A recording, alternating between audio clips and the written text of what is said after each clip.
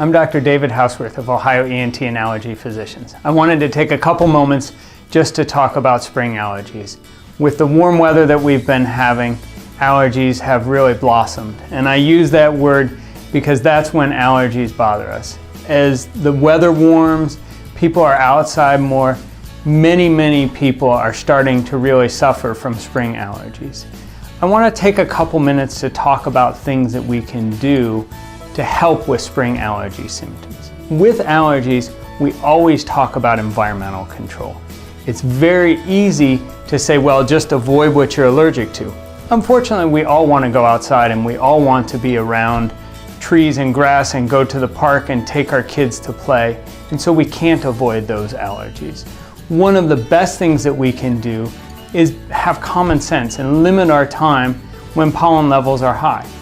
Pollen levels typically go up in the early morning and in the evening, so it's best to try and spend our time outside away from those peak times.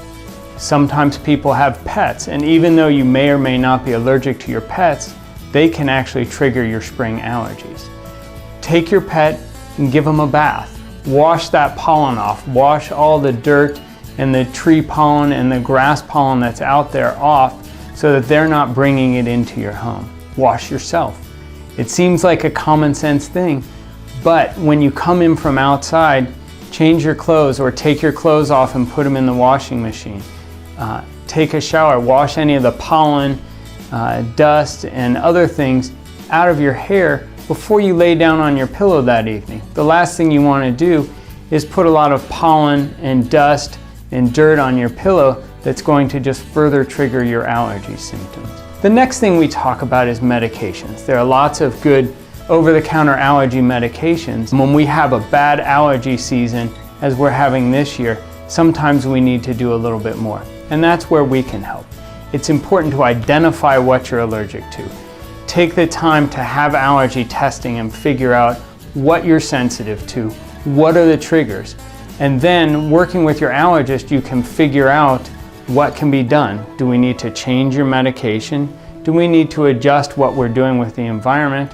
Or do we need to look at doing more with your immune system, a process we call immunotherapy? I think there are a lot of options out there, and we really shouldn't be limiting what we do outside because of allergies. Allergies are one of those things that when you work with your doctor and when you treat them properly, you should have no limits on your activity.